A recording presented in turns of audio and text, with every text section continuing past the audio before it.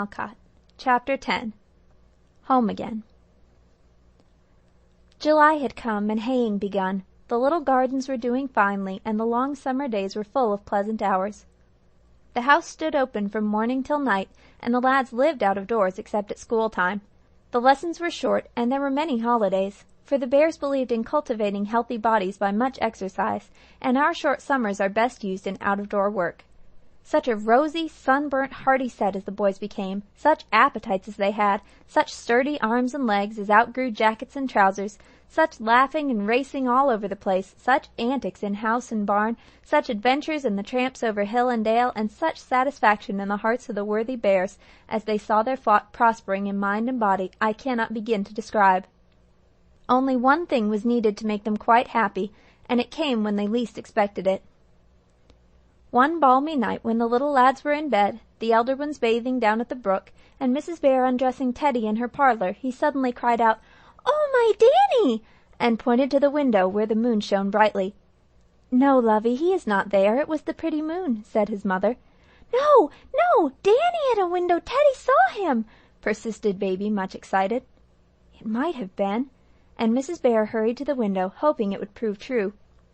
But the face was gone, and nowhere appeared any signs of a mortal boy. She called his name, ran to the front door with Teddy in his little shirt, and made him call too, thinking the baby voice might have more effect than her own.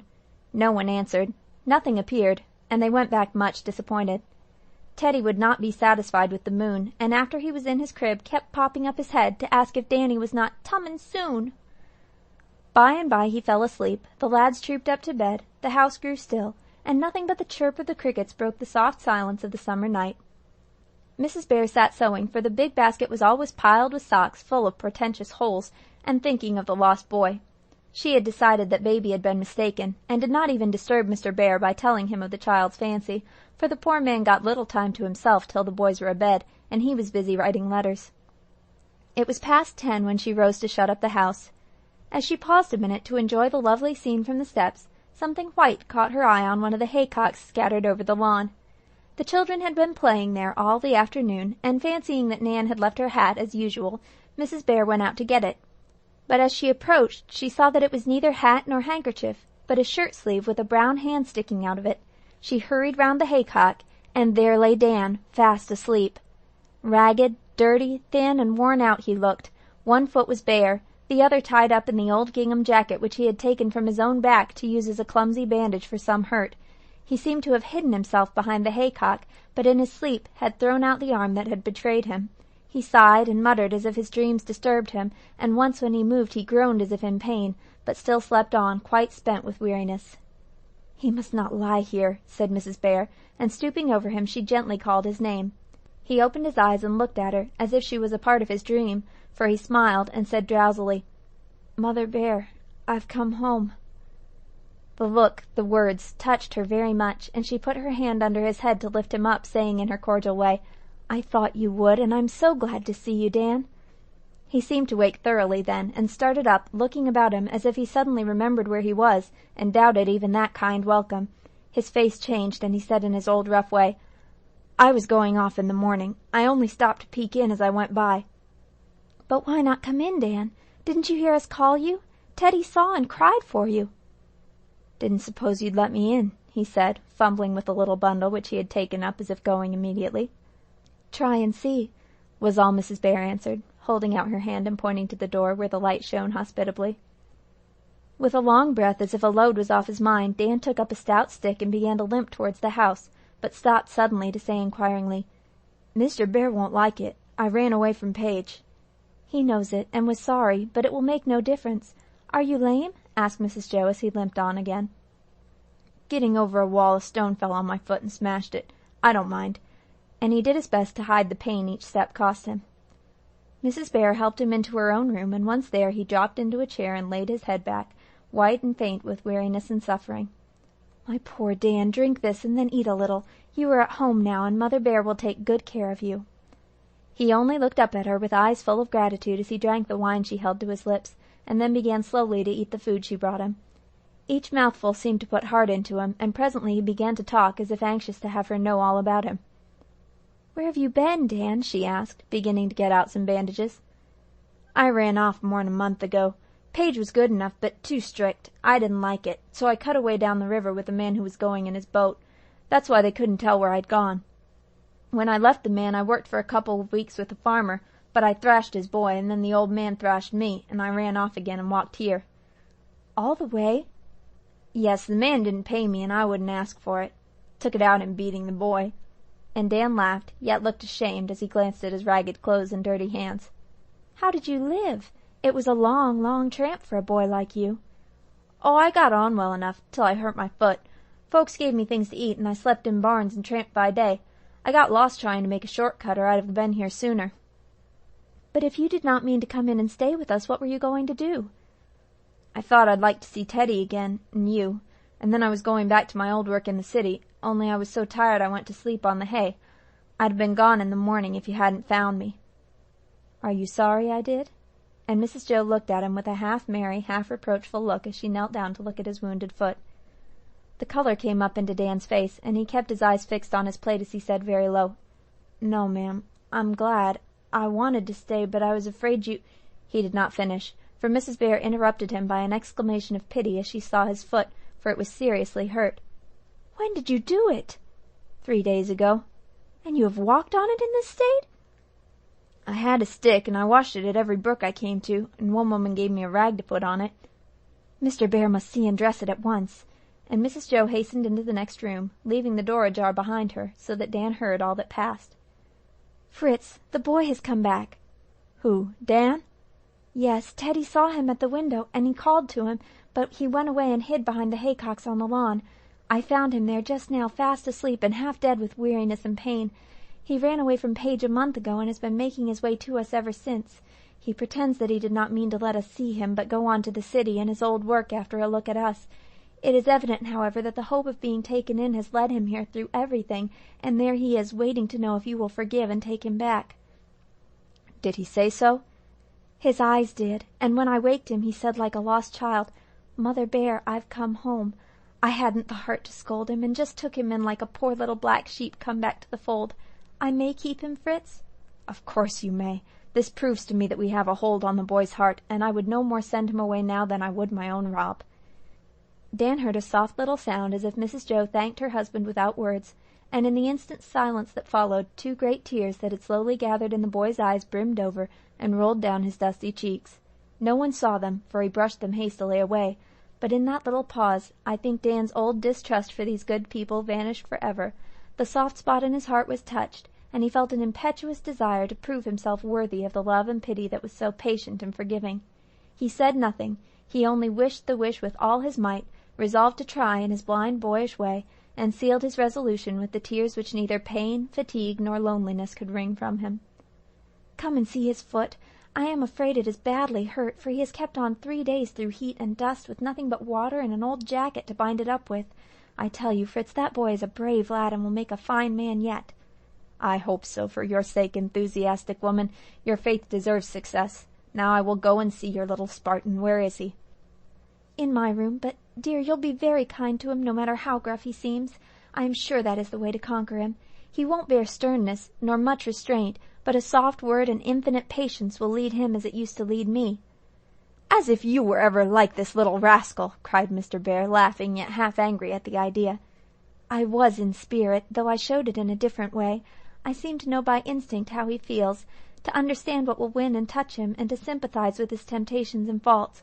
I am glad I do, for it will help me to help him, and if I can make a good man of this wild boy, it will be the best work of my life."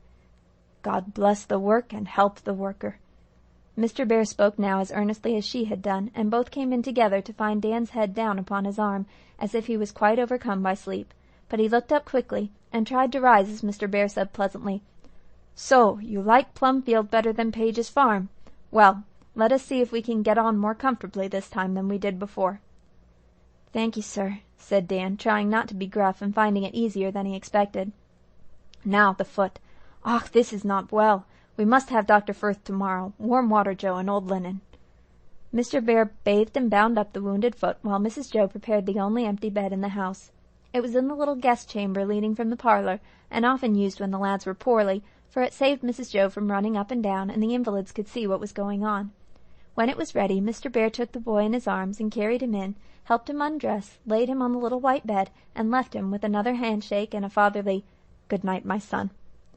Dan dropped asleep at once, and slept heavily for several hours. Then his foot began to throb and ache, and he awoke to toss about uneasily, trying not to groan lest anyone should hear him, for he was a brave lad, and did bear pain like "a little Spartan," as Mr. Bear called him. Mrs. Joe had a way of flitting about the house at night, to shut the windows if the wind grew chilly, to draw mosquito curtains over Teddy, or look after Tommy, who occasionally walked in his sleep.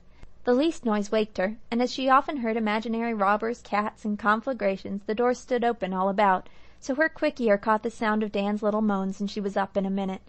He was just giving his hot pillow a despairing thump when a light came glimmering through the hall, and Mrs. Joe crept in, looking like a droll ghost, with her hair in a great knob on the top of her head, and a long gray dressing-gown trailing behind her. "Are you in pain, Dan?" "It's pretty bad, but I didn't mean to wake you." "I'm a sort of owl, always flying about at night. Yes, your foot is like fire, the bandages must be wet again." And away flapped the maternal owl for more cooling stuff and a great mug of ice water.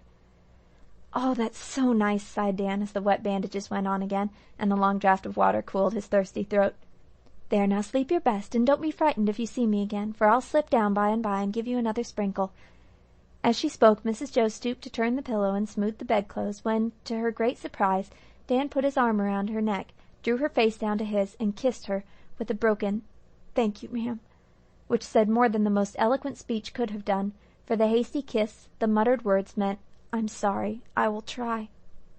She understood it, accepted the unspoken confession, and did not spoil it by any token of surprise.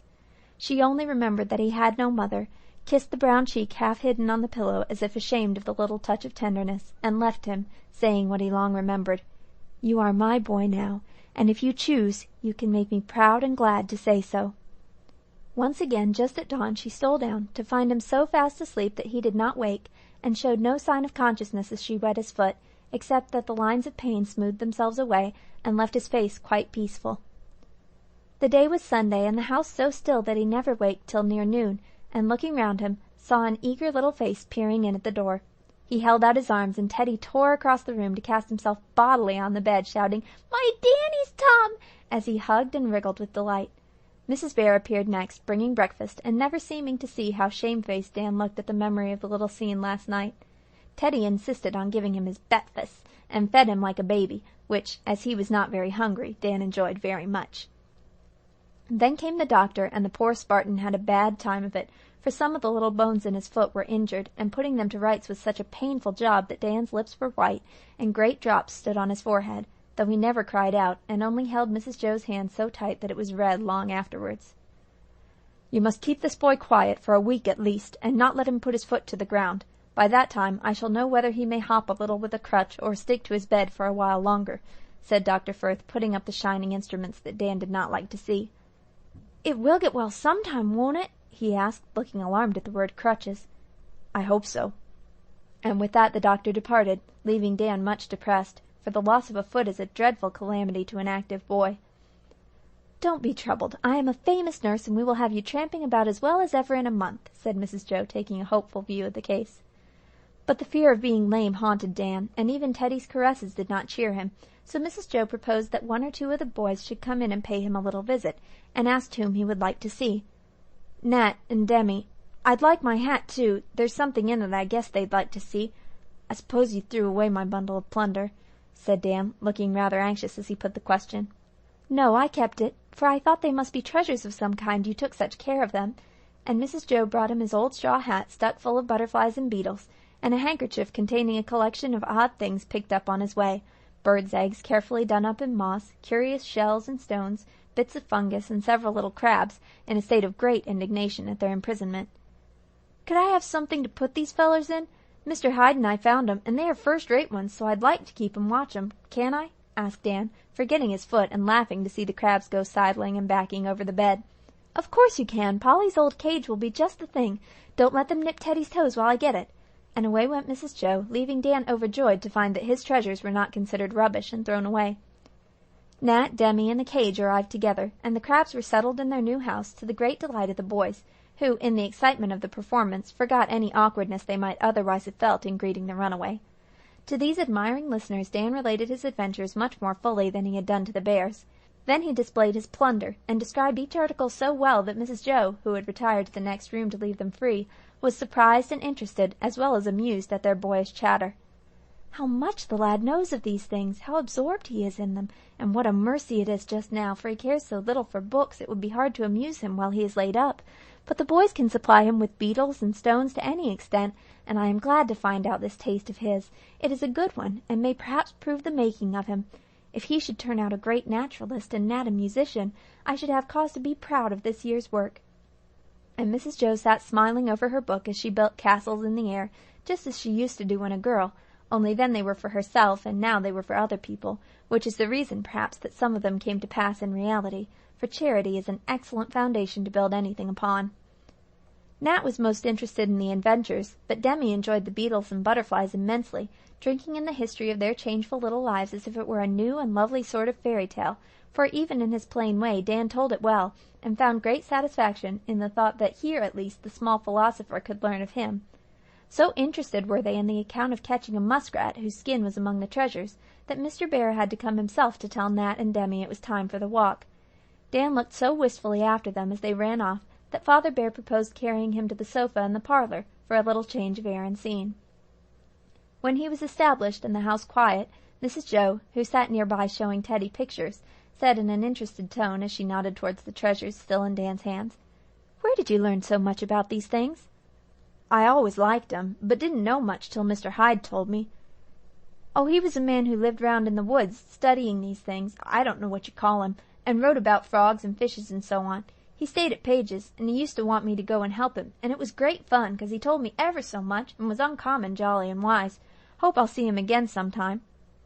"I hope you will," said Mrs. Joe, for Dan's face had brightened up, and he was so interested in the matter that he forgot his usual taciturnity. "Why, he could make birds come to him, and rabbits and squirrels didn't mind him any more than if he was a tree. Did you ever tickle a lizard with a straw?" asked Dan eagerly. "No, but I should like to try it." "Well, I've done it, and it's so funny to see 'em turn over and stretch out, they like it so much. Mr. Hyde used to do it, and he'd make snakes listen to him while he whistled, and he knew just when certain flowers would blow and bees wouldn't sting him, and he'd tell the wonderfulest things about fish and flies and the Indians and the rocks." "I think you were so fond of going with Mr. Hyde you rather neglected Mr. Page," said Mrs. Joe slyly. "Yes, I did. I hated to have to weed and hoe when I might be tramping round with Mr. Hyde. Page thought such things silly, and called Mr. Hyde crazy because he'd lay hours watching a trout or a bird." "Suppose you say lie instead of lay, it is better grammar," said Mrs. Joe very gently, and then added, "Yes, Page is a thorough farmer, and would not understand that a naturalist's work was just as interesting, and perhaps just as important as his own. Now, Dan, if you really love these things, as I think you do, and I am glad to see it, you shall have time to study them, and books to help you, but I want you to do something besides, and to do it faithfully, else you will be sorry by and by, and find that you have got to begin again." "Yes, ma'am," said Dan meekly, and looked a little scared by the serious tone of the last remarks, for he hated books, yet had evidently made up his mind to study anything she proposed. "Do you see that cabinet with 12 drawers in it?" was the next very unexpected question. Dan did see 2 tall old-fashioned ones standing on either side of the piano. He knew them well, and had often seen nice bits of string, nails, brown paper, and such useful matters come out of the various drawers. He nodded and smiled. Mrs. Joe went on. "Well, don't you think those drawers would be good places to put your eggs and stones and shells and lichens?" "Oh, splendid! But you wouldn't like my things cluttering round, as Mr. Page used to say, would you?" cried Dan, sitting up to survey the old piece of furniture with sparkling eyes. "I like litter of that sort, and if I didn't I should give you the drawers because I have a regard for children's little treasures, and I think they should be treated respectfully. Now I am going to make a bargain with you, Dan, and I hope you will keep it honorably. Here are 12 good-sized drawers, one for each month of the year, and they shall be yours as fast as you earn them, by doing the little duties that belong to you. I believe in rewards of a certain kind, especially for young folks. They help us along, and though we may begin by being good for the sake of the reward, if it is rightly used we shall soon learn to love goodness for itself." "Do you have 'em?" asked Dan, looking as if this was new taught for him. "Yes, indeed. I haven't learned to get on without them yet. My rewards are not drawers or presents or holidays, but they are things which I like as much as you do the others. The good behavior and success of my boys is one of the rewards I love best, and I work for it as I want you to work for your cabinet. Do what you dislike, and do it well, and you get 2 rewards. One, the prize you see and hold, the other, the satisfaction of a duty cheerfully performed. Do you understand that?" "Yes, ma'am." "We all need these little helps, so you shall try to do your lessons and your work, play kindly with all the boys, and use your holidays well, and if you bring me a good report, or if I see and know it without words, for I'm quick to spy out the good little efforts of my boys, you shall have a compartment in the drawer for your treasures.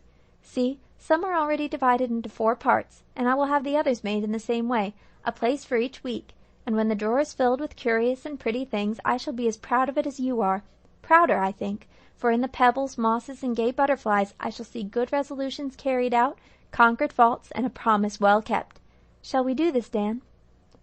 The boy answered with one of the looks which said much, for it showed that he felt and understood her wish in words, although he did not know how to express his interest and gratitude for such care and kindness.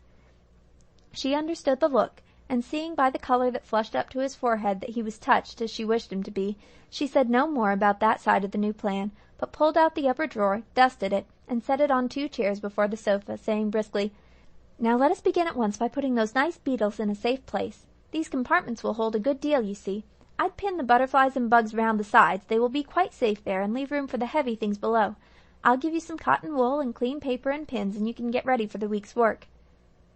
"But I can't go out to find any new things," said Dan, looking piteously at his foot. "That's true. Never mind, we'll let these treasures do for this week, and I dare say the boys will bring you loads of things if you ask them." "They don't know the right sort. Besides, if I lie here all the time, I can't work and study and earn my drawers." "There are plenty of lessons you can learn lying there, and several little jobs of work you can do for me." "Can I?" And Dan looked both surprised and pleased. "You can learn to be patient and cheerful in spite of pain and no play. You can amuse Teddy for me, wind cotton, read to me when I sew, and do many things without hurting your foot, which will make the days pass quickly and not be wasted ones." Here Demi ran in with a great butterfly in one hand and a very ugly little toad in the other. "See, Dan, I found them, and ran back to give them to you. Aren't they beautiful ones?" panted Demi, all out of breath. Dan laughed at the toad and said he had no place to put him, but the butterfly was a beauty, and if Mrs. Joe would give him a big pin he would stick it right up in the drawer. "I don't like to see the poor thing struggle on a pin. If it must be killed, let us put it out of pain at once with a drop of camphor," said Mrs. Joe, getting out the bottle. "I know how to do it. Mr. Hyde always killed him that way, but I didn't have any camphor, so I used a pin." And Dan gently poured a drop on the insect's head, when the pale green wings fluttered an instant and then grew still. This dainty little execution was hardly over, when Teddy shouted from the bedroom, "Oh, the little crabs are out, and the big one's eaten them all up!" Demi and his aunt ran to the rescue and found Teddy dancing excitedly in a chair, while 2 little crabs were scuttling about the floor, having got through the wires of the cage. A third was clinging to the top of the cage, evidently in terror of his life, for below appeared a sad yet funny sight. The big crab had wedged himself into the little recess where Polly's cup used to stand, and there he sat eating one of his relations in the coolest way. All the claws of the poor victim were pulled off, and he was turned upside down, his upper shell held in one claw close under the mouth of the big crab like a dish, while he leisurely ate out of it with the other claw, pausing now and then to turn his queer bulging eyes from side to side, and to put out a slender tongue and lick them in a way that made the children scream with laughter. Mrs. Joe carried the cage in for Dan to see the sight, while Demi caught and confined the wanderers under an inverted washbowl. "I'll have to let these fellers go, for I can't keep 'em in the house," said Dan with evident regret. "I'll take care of them for you, if you will tell me how, and they can live in my turtle tank just as well as not," said Demi, who found them more interesting even than his beloved slow turtles. So Dan gave him directions about the wants and habits of the crabs, and Demi bore them away to introduce them to their new home and neighbors. "What a good boy he is," said Dan, carefully settling the first butterfly, and remembering that Demi had given up his walk to bring it to him. "He ought to be, for a great deal has been done to make him so." "He's had folks to tell him things and to help him. I haven't," said Dan, with a sigh, thinking of his neglected childhood, a thing he seldom did, and feeling as if he had not had fair play somehow. "I know it, dear, and for that reason I don't expect as much from you as from Demi, though he is younger.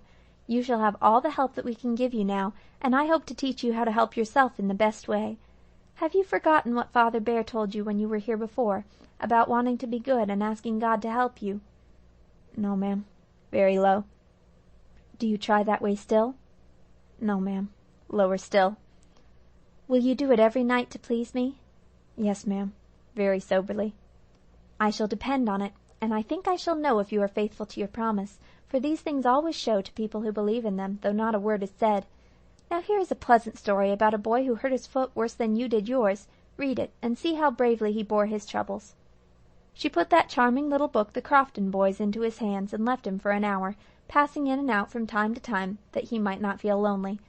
Dan did not love to read, but soon got so interested that he was surprised when the boys came home. Daisy brought him a nosegay of wildflowers, and Nan insisted on helping bring him his supper, as he lay on the sofa with the door open into the dining room, so that he could see the lads at table, and they could nod socially to him over their bread and butter. Mr. Bear carried him away to his bed early, and Teddy came in his nightgown to say good night, for he went to his little nest with the birds. "I want to say my prayers to Danny, may I?" he asked, and when his mother said yes, the little fellow knelt down by Dan's bed, and folding his chubby hands, said softly, "Please God, bless everybody, and help me to be good." Then he went away, smiling with sleepy sweetness over his mother's shoulder. But after the evening talk was done, the evening song sung, and the house grew still with beautiful Sunday silence, Dan lay in his pleasant room wide awake, thinking new thoughts, feeling new hopes and desires stirring in his boyish heart, for 2 good angels had entered in. Love and gratitude began the work which time and effort were to finish, and with an earnest wish to keep his first promise, Dan folded his hands together in the darkness, and softly whispered Teddy's little prayer. "Please God, bless everyone, and help me to be good." End of Chapter 10.